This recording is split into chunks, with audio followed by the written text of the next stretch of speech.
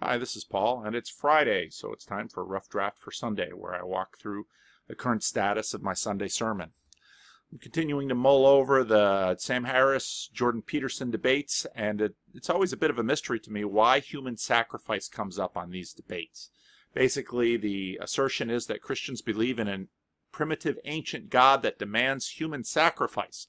And I wonder about this because I don't see anybody promoting that we start doing this again. This doesn't seem to be a real threat in terms of churches are just about to break out in animal sacrifice, never mind human sacrifice.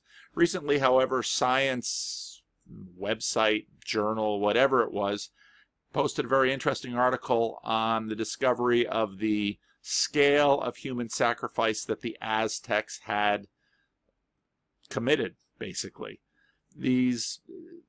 There was a lot of skepticism about the Spanish accounts. There was a lot of speculation that these accounts were biased and therefore exaggerated the scale of human death of the Aztec ritual human sacrificial system, but recent archaeological evidence has demonstrated that they weren't exaggerating at all. It was on a massive scale, and they lined up the heads as trophies in towers, and they recently dug up some of these towers. Now, the conquistadors were hardly innocent themselves in their capacity for violence and colonization, but they felt themselves morally superior to the Aztecs because they at least didn't put heads on a pole. And now the atheists come along and they'll tell us, but isn't this at the center of your religion, the sacrifice of a father's son? And they have a point, because I was just, in preparation for this, I decided to search the Heidelberg Catechism, probably the most beloved of the Christian Reformed Church's reformational doctrinal statements. And if you do a search, how many times sacrifice comes up in the document, it's again and again and again, and it's the sacrifice of Jesus Christ. And that's exactly the language. But are both the Word and the sacraments intended to focus our faith on the sacrifice of Jesus Christ on the cross as the only ground of our salvation? Answer, and this is the way the Heidelberg Catechism talks often, right. In the Gospel, the Holy Spirit teaches us, and through the holy sacraments, he assures us that our entire salvation rests on Christ's one sacrifice for us on the cross. This feels, at least to some, like a devastating point by the atheists against Christianity. This is barbarism. This is immoral, and it ought to be buried along with all of the Aztec skulls.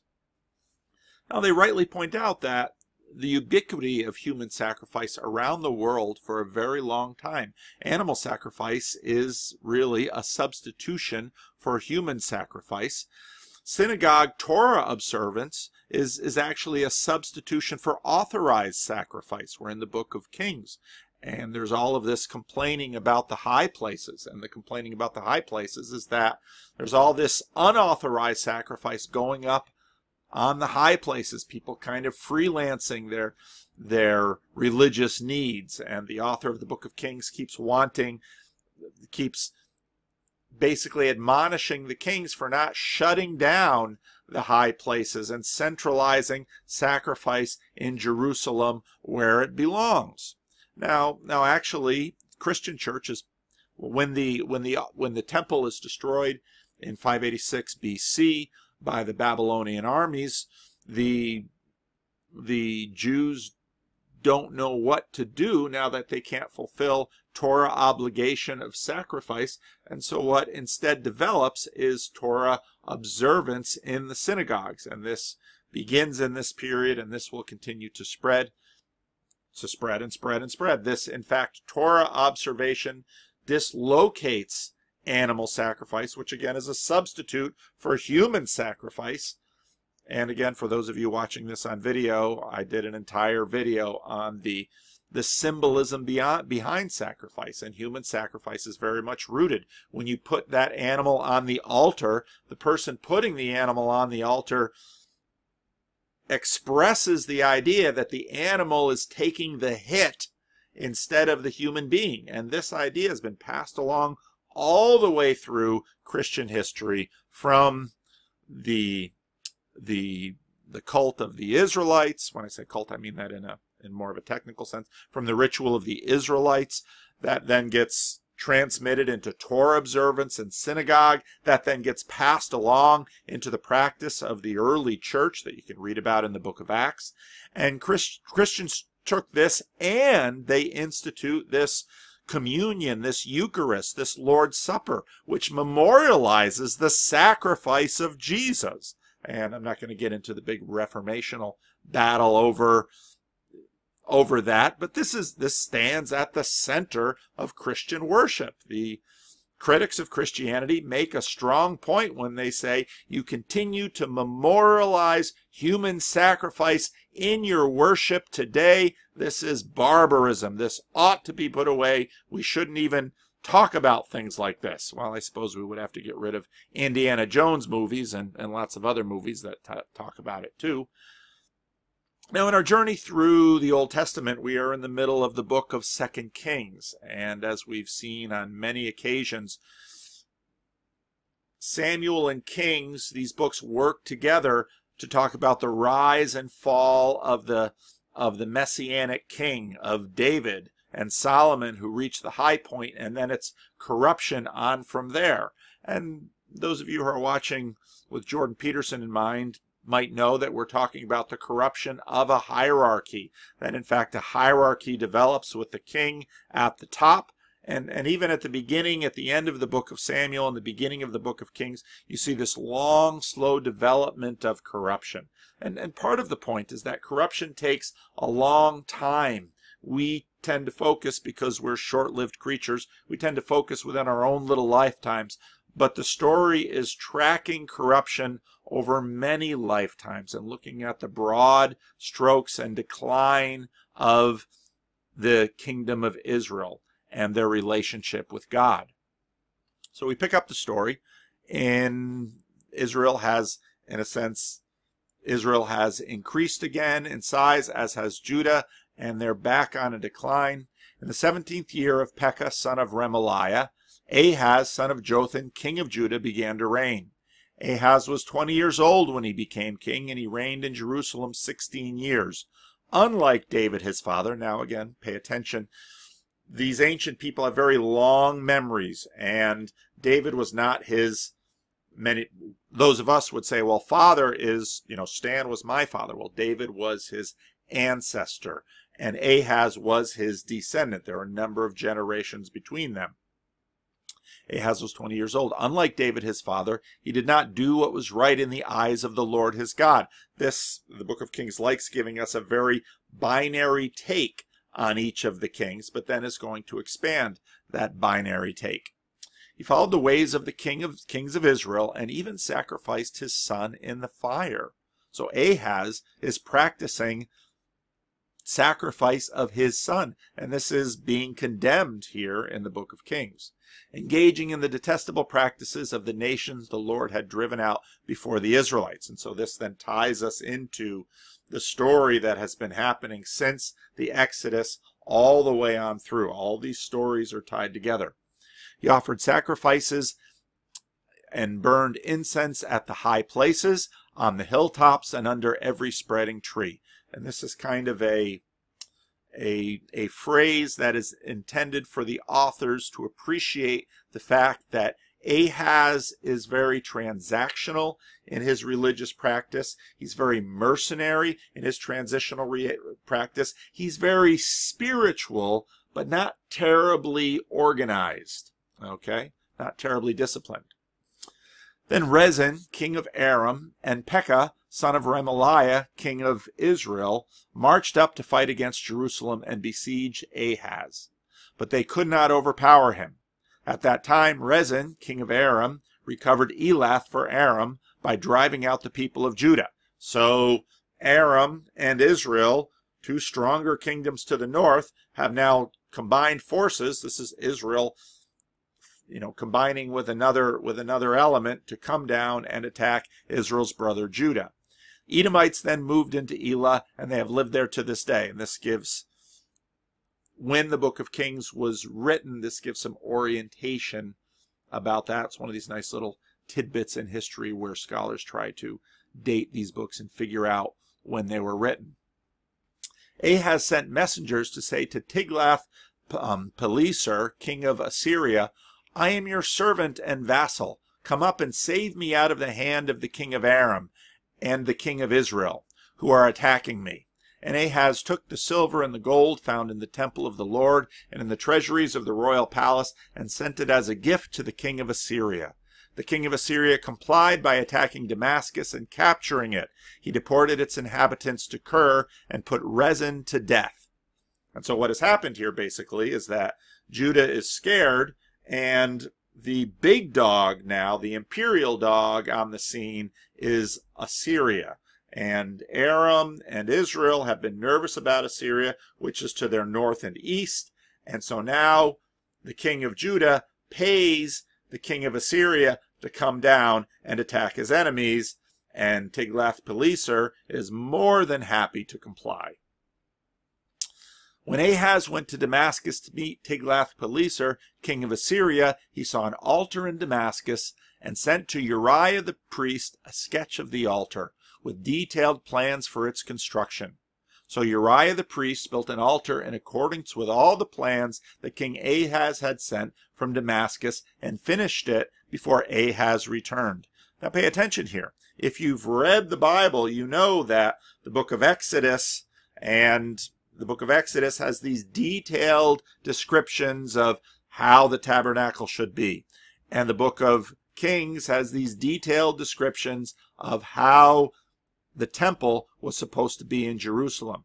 Now, where is King Ahaz getting his cues from? He's getting it from the Assyrian Empire. The Assyrian Empire is now his lord, and the gods of Assyria will now be his gods. This is how the world works. In my other, again, I probably won't say this on Sunday, but in my other Jordan Peterson videos, I've walked through the ways in which polytheism and henotheism and monotheism tend to play between each other. And so here, basically, Ahaz is making a religious/political calculation. If he wants to please the god of Assyria, he needs to emulate the main servant of Assyria, the lord of the Assyrian Empire, Tiglath-Pileser, and so he copies the altar from Damascus that was likely a copy of the altar in Nineveh, and he is going to now place this in the temple in Jerusalem. And whether this is an example of syncretism, of Ahaz trying to kind of merge Hadad and the Lord into one God, or if he's subsuming the Lord under Hadad, the god of the Assyrians, it doesn't matter. You can pretty well guess what the authors of the book of Kings are going to think about this. When the king came back from Damascus and saw the altar, he approached it and presented offerings on it. He offered up his burnt offerings and grain offerings, poured out his drink offerings, and splashed the blood of his fellowship offerings against the altar. As for the bronze altar that stood before the Lord, he brought it from in front of the temple, from between the new altar and the temple of the Lord, and put it on the north side of the new altar. In other words, the Lord is now second fiddle to Hadad, god of Assyria. Now, this is the way of the world. We kiss up and we kick down. This is how you survive. This is how you get ahead. Hierarchies develop and corrupt, and we're always working within these hierarchies. So you put Hadad over the Lord, and you put Tiglath-Pileser over Ahaz, and we're just always working these hierarchies. Well, what are we working them towards? We're trying to work them towards our benefit. The strong take the weak. The wealthy and the powerful take advantage. It's my well-being at your expense. Now, it's interesting because all this stuff trickles down into culture, and it gets into things that we hardly imagine where we'd find it. Just recently, I saw, it was an article written in 2012, this economist was looking at this women and children first myth, and it's very interesting. The title of the article was Sinking the Titanic Women and Children Myth. Well, So supposedly this myth should be sank, supposedly along with the sentiment behind it that well, let's read the story. Where does the notion arise? When a ship sinks, women and children come first. It appears to have started when the HMS Birkenhead ran aground off South Africa in 1852, but the notion became widespread after the sinking of the Titanic in 1912. The captain explicitly ordered for women and children to be saved first. As a result, the survival rate of women was 3 times higher than men. Now you can judge for yourself whether this is a good thing or a bad thing, and what criteria you use to judge it with.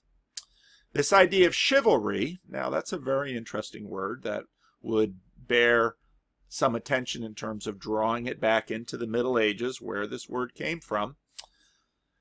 This idea of chivalry at sea has gained mythical status, but you're the first person to examine if it's true for many other maritime disasters. What did you find? We went through a list of over 100 major maritime disasters spanning 3 centuries to see if we could find data on the survival rates of men and women. We ended up with data on 18 shipwrecks, including 15,000 passengers. In contrast to the Titanic, we found that the survival rate of men was basically double that of women. Now, why would that be? Well, shortage of space in lifeboats, scuffle on the deck, who's going to win and who's going to lose? Well, are we looking for equality? Should we line up and have equal numbers of men, women, and children? But in a moment like that, folks are probably going to default to whatever's deepest in terms of their moral hierarchy, whatever's been built in low, whatever's most important. One of the things that we've been talking about when we're talking about corruption in the Book of Kings are in fact these hierarchies.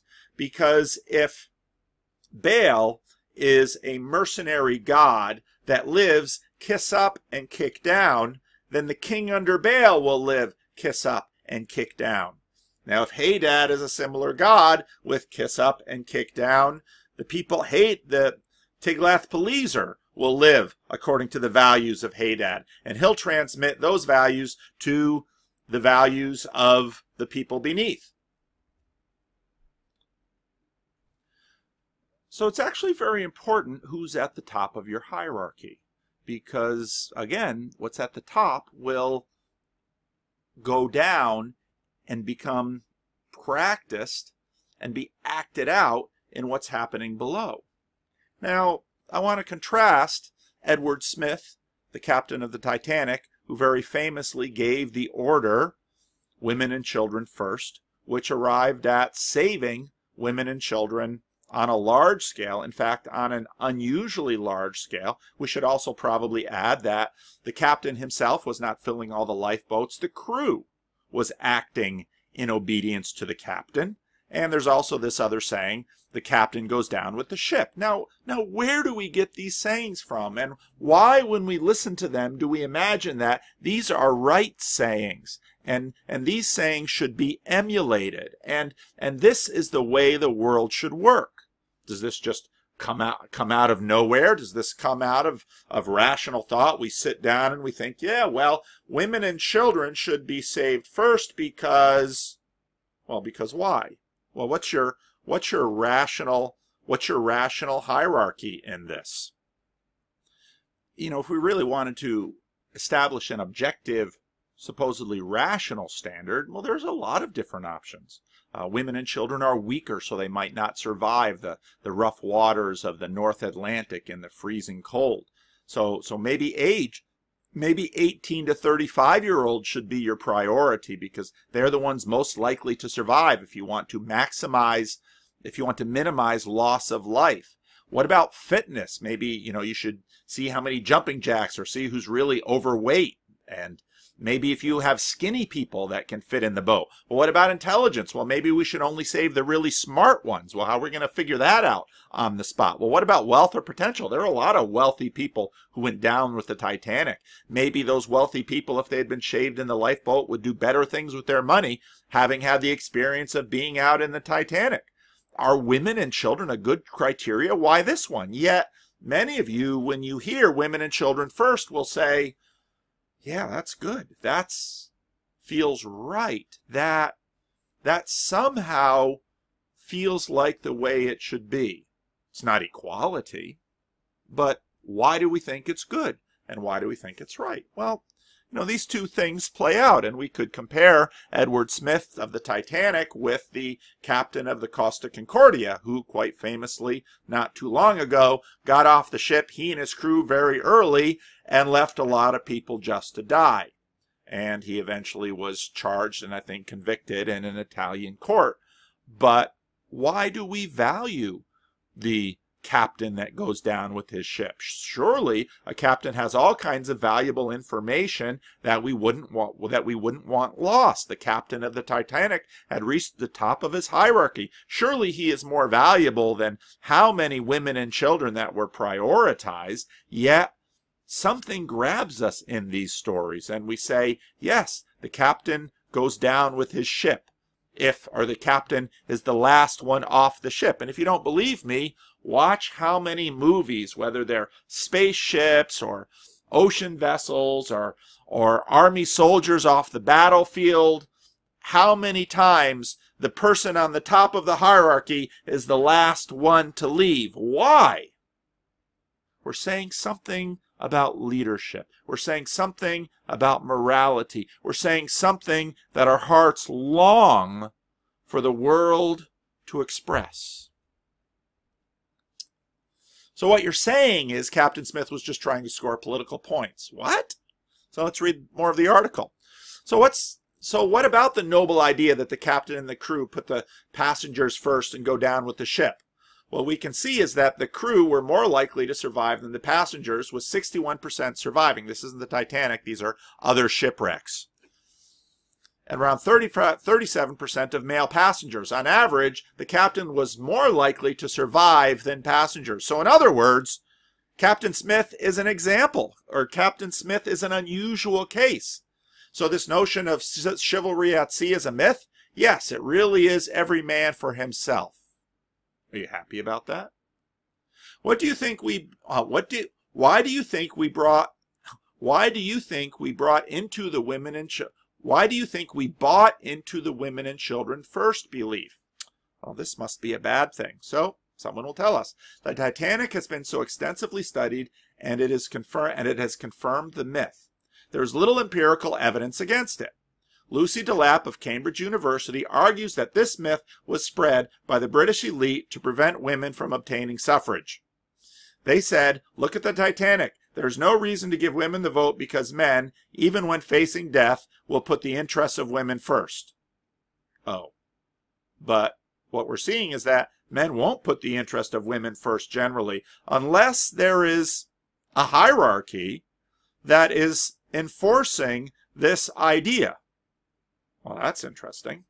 In fact, you found that in general, women fare worse on British ships. Yes! Uh-oh.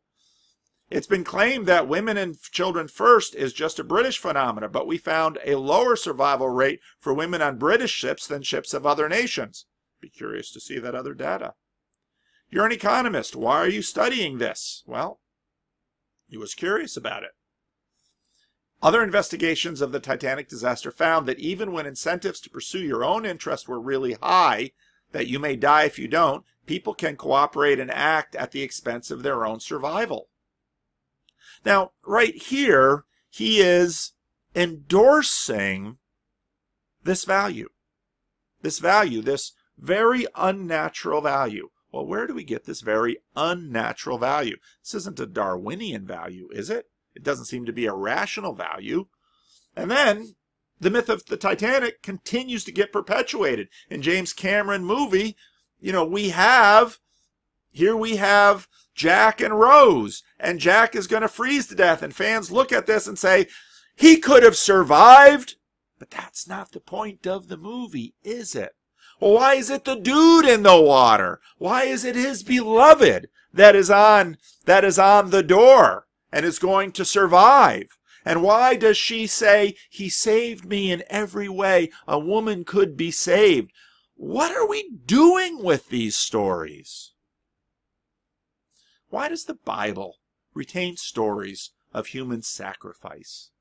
Well, partly because it's how we naturally behave, because we do practice. It is really every man for himself, often, and women and children get the short end of the stick. We kiss up and we kick down, and we live my being at your, especially those who are below us, expense. Now what's interesting is that the story in 2 Kings has a story that is connected to it in the book of Isaiah, where Isaiah the prophet, who had a long career as a prophet, comes to Ahaz, this king who sacrificed his own children. He comes to Ahaz, and the Lord invites him to trust in the word of the Lord in a prophecy that Israel and Aram won't take the city. He even offers him a sign that a virgin will conceive and give birth to a son, and by that and before that time, Aram and Israel will no longer be a threat. And Ahaz gives a sanctimonious rejection of the author. He's too spiritual for that. But here's the question. Why would God be so generous with someone who kills his own son to try to better his career? You know, we might not like the Aztecs, but like the conquistadors, we feel pretty self-righteous about the Aztecs. How, however, do we sacrifice the needs of the young, the old, and the weak to our own convenience? How do we dispense of them for the advancement and improvement of our interests and status? It's really remarkable, because this business of what King Ahaz participated in gets practiced in the valley of Hinnom, which in the New Testament period gets called Gehenna, which is actually the word that Jesus uses, which gets translated as hell in the New Testament. Now there's a second word, Hades, which is the realm of the dead, but again and again and again in Jesus' parables that we translate into hell, Jesus refers to this place Gehenna, which links us back to the sacrifice of the sons of kings and of the children of high status people who are trying to gain the favor of the gods for their own advancement. What is Jesus saying about the systems of this world and where they lead and where they go and what that creates right here and right now? Not even to speak of what happens in the afterlife. That this practice is deeply linked to what hell is. But what does the father get out of his son's death? This isn't Agamemnon getting fair winds and so sacrificing his daughter. What does the son get out of his voluntary sacrifice? Now, if you notice how the Gospels talk about the sacrifice of Jesus, it's always voluntary. And Jesus is not a child. Jesus is a grown man who has enormous power. And if he has enormous power to still a storm, he could create a storm. And how many times in the ancient world don't we find vast navies of empires being destroyed by a storm? And Jesus, who could raise the dead, of course, could raise the dead with a word, could make people dead with a word. And I'll ask you, which is easier, to take life or to give it? We still can't give life. Jesus, with all of this power, goes into the kangaroo court, and when Pilate says, "I'm trying to help you out here, man," Jesus says, "You don't know the kind of power you're talking to." Jesus does this for whom? A third party, humanity, that receives the benefit, and the third party that doesn't deserve the benefit. The third party, the likes of Ahaz, who God approaches and says, even after you are sacrificing your own children and marking a place that for generations to come will be synonymous with hell because of what you're doing, I will come to you, someone who is this corrupt and this evil and this self-interested, and I will continue to come to you and offer you an opportunity to change. And Ahaz says, not interested. I don't trust you. I can't trust you. I'd rather have the lords and the gods of Assyria. And so what does God do? He sends his son. And what does his son do? He offers himself. Ahaz was happy to offer soldiers. Ahaz was happy to offer involuntarily the life of his son. Jesus comes and voluntarily becomes the sacrifice. Now, is that powerful? In your relationships with one another, have the same mindset as Christ Jesus. Should we forget this story? No, we shouldn't forget this story. Who being in very nature God did not consider equality with God something to be used to his own advantage. Rather, he made himself nothing by taking the very nature of a servant, being made in human likeness, and being found in appearance as a man. He humbled himself by becoming obedient to death, even death on a cross. Therefore, God exalted him to the highest place. Well, I thought God was the perpetrator here, but what's he doing with the voluntary gift of his son? Look at how the Bible continues to talk about this, and it doesn't want to shush this away into some forgotten corner of history, but says, right here is the very center of humanity. This is the very center of our hearts. This is the very center of what it means to be moral. Do you want a story that says it all? Here it is. And our hearts long for it. At the name of Jesus, every knee should bow, in heaven and on earth and under the earth, even the dead. And every tongue acknowledge that Jesus Christ is Lord, to the glory of God the Father. God, who is at the top of the hierarchy, puts Jesus there. And so what you see in later books is that there's this constant dance between the Trinity. Now you say, equality? Sort of. They keep submitting to each other. You say hierarchy? Sort of. They keep using it. But how do they keep using? How can you have equality and hierarchy at the same time? Well, you modulate it in time, and you do it through submission. One serves the next. One serves the next. One serves the next. But only those who are deserving. No. Even those who are not. Well, what about Ahaz? He opts out. He opts for Gehenna. That's where he finally chooses to go. That's his God. So what should we do? Therefore, if you have any encouragement from being united with Christ, if any comfort from his love, if any common sharing in the Spirit, if any tenderness and compassion, then make my joy complete by being like-minded, having the same love, being one in spirit and of mind. Do nothing out of selfish ambition or vain conceit, rather in humility value others above yourself, not looking to your own interests, but each of you to the interest of others. Now, isn't this the world you want to live in? Isn't this the kingdom you would like to reign in? You say, well, reign in a kingdom, that sounds very hierarchical.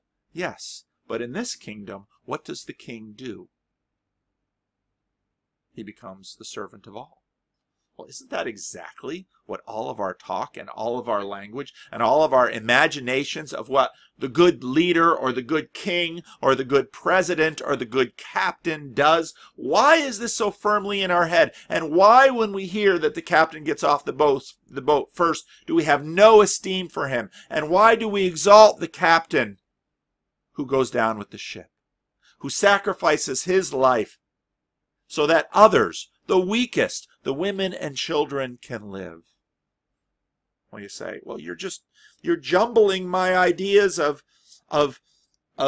justice and of hierarchy and of equality. I'm not jumbling them. I'm encouraging you to read the text and understand how you can have hierarchy and how you can have equality both in the same system. Well, how? Well, It takes the right kind of king. Now, if you find a king like this, what should you do? What do you want to do? You say, that king is beautiful. That king attracts me. I not only desire to be a subject of that king, I desire to be like the king. Well, now you get it.